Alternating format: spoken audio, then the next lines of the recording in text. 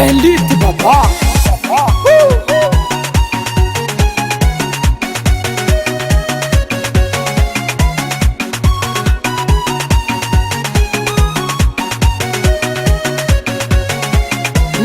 Andare kizamba sendra ni bwaka na itampela suwe lalgna reky zay kiza tsy maintsy miarabe mbola tsara drako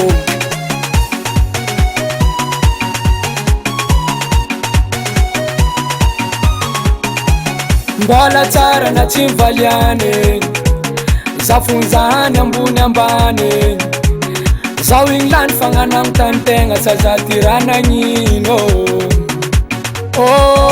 sapalanay kiraronay sapalanay fonjany sapalanay kiraronay sapalanay io tsy tiany mbola megna amy sapala sapala mbola megna amy sapala sapale mbola megna amy sapala sapala mbola megna amy sapala sapale yeah.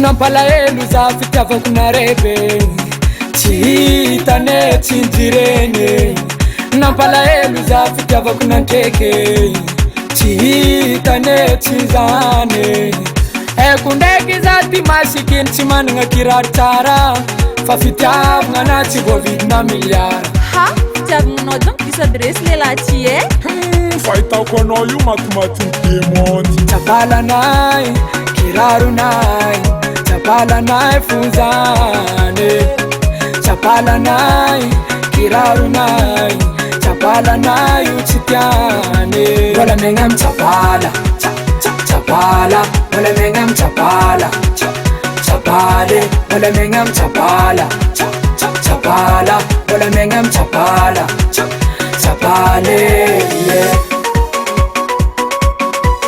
Sume wana baba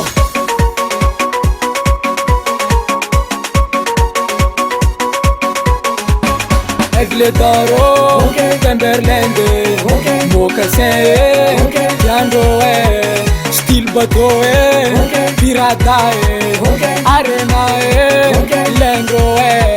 Arsapala ke? No! Sapalanay, kiraronay, sapalanay fonjany, sapalanay, kiraronay, sapalanay io tsy tiany mbola megna amy sapala sapala mbola megna amy sapala sapale mbola megna amy sapala sapala mbola megna amy sapala sapale yeah. Yo, mon grand manager Zangar Masi et voici mon arrangeur Casdi Production Ifaenaro Urke manafko mlatsika amy tanana Casdi Production. You find out.